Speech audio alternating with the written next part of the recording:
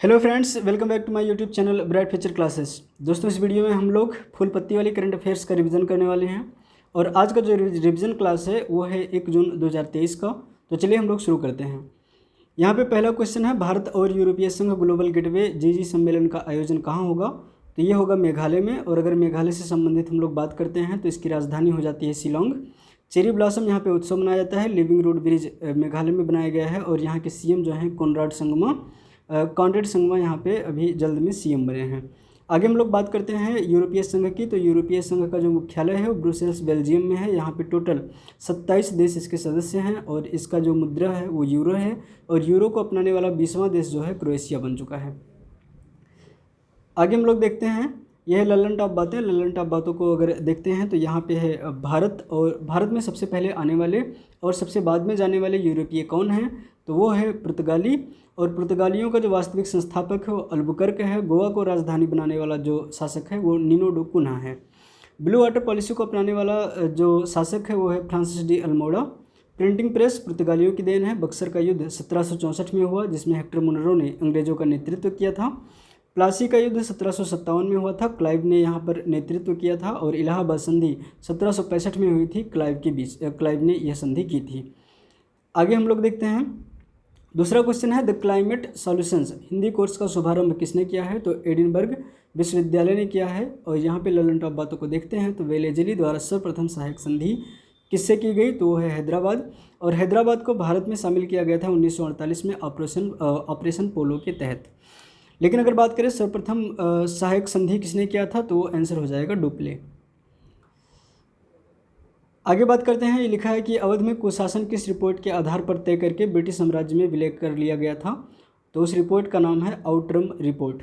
व्यक्तिगत नीति को अपनाने वाला कौन सा अंग्रेज शासक था? वो है डलहौजी। और पहली बार इस नीति के तहत जिसको अपनाया गया था, जिसको विलय किया गया था, वो है सतारा, जो कि महाराष्ट्र का एक स्थान था। और बंगाल के पहले गवर्नर कौन थे? तो वो थे रॉबर्ट क्लाइव। अगला क्वेश्चन है कि विश्व तंबाकू निषेध दिवस कब मनाया जाता है? तो वो मनाया जाता है 31 मई को। और 2023 की जो थीम थी वो थीम है हमें भोजन की ज़रूरत है, तंबाकू की नहीं। और WHO के द्वारा इसकी जो घोषणा है 1987 में की गई थी इस दिवस को मनाने की। और बात करते हैं 1 जून को किस दिवस को मनाया, 1 जून को कौन सा दिवस मनाया जाता है? तो वो हो जाएगा दुग्ध दिवस। आगे लल्लन टॉप बातें फिर से हैं। यहाँ पे बंगाल के पहले गवर्नर कौन थे? बंगाल के पहले गवर्नर रॉबर्ट क्लाइव थे, लेकिन यहाँ पर गवर्नर जनरल पूछ रहा है तो वारेन हेस्टिंग हो जाएंगे। भारत के पहले गवर्नर जनरल कौन थे? तो विलियम बेंटिक हो जाएंगे। और भारत के पहले वायसराय कौन थे? तो कैनिंग। अस्थाई बंदोबस्त, रैयतवाड़ी बंदोबस्त और महलवाड़ी बंदोबस्त को हम लोग एक साथ देखेंगे। अगर बात करते हैं यहाँ बंगाल में, तो बंगाल में जो है अस्थाई बंदोबस्त था, कॉर्नवालिस के शासनकाल में था। और दक्षिण भारत में रैयतवाड़ी व्यवस्था को अपनाया गया था रीड और मुनरो के शासनकाल में। यहाँ पर स्वामी जो है किसान हुआ करते थे। जबकि उत्तर पश्चिम भारत की अगर बात करें तो यहाँ पर जो है महलवाड़ी व्यवस्था को अपनाया गया था मैकेंजी के शासनकाल में। नेक्स्ट है, अंतर्राष्ट्रीय नागरिक उड्डयन संगठन में भारत का प्रतिनिधि किसे चुना गया है? तो आंसर हो जाएगा अंशुमाली रस्तोगी। अंशुमाली रस्तोगी को भारत का प्रतिनिधि बनाया गया है अंतर्राष्ट्रीय नागरिक उड्डयन संगठन में। अगर इसकी बात करें तो इसका हेडक्वार्टर हो जाता है मॉन्ट्रियल कनाडा में। और मॉन्ट्रियल कनाडा में वाडा का भी हेडक्वार्टर है। आगे अगर हम लोग बात करते हैं कि वर्ल्ड बैंक के अध्यक्ष कौन है? तो अजय बंगा हो जाएंगे। और वर्ल्ड बैंक में वरिष्ठ सलाहकार कौन चुने गए हैं? तो हेमांग जानी चुने गए हैं। और IMF में वरिष्ठ सलाहकार जो चुने गए हैं वो आनंद सिंह चुने गए हैं। इन नामों को आप लोग ध्यान रखिएगा। आगे देखते हैं, समाचार पत्रों का मुक्तिदाता किसे कहते हैं? तो मेटकाफ को कहते हैं। वर्नाकुलर प्रेस एक्ट किसके शासनकाल में आया? तो लिटन के शासनकाल में आया। न अपील न दलील, ये किस कानून को कहते हैं? रॉलेट एक्ट को कहते हैं। उड डिस्पैच का संबंध जो है शिक्षा से है, 1854 में आया था और डलहौजी के शासनकाल में।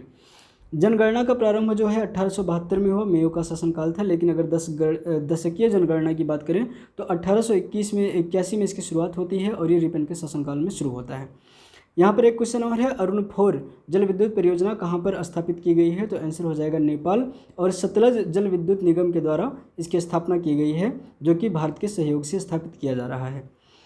तो ये सेशन यहीं तक है। इसका नेक्स्ट वीडियो भी तुरंत अपलोड होगा। आप लोग चैनल पे बने रहिए। अगर आप चैनल पे नए हैं तो चैनल को सब्सक्राइब कर लीजिए, बेल आइकन को प्रेस कर लीजिए ताकि नोटिफिकेशन वीडियो का सबसे पहले आप तक पहुँचे। मिलते हैं अगली वीडियो में। Thank you so much.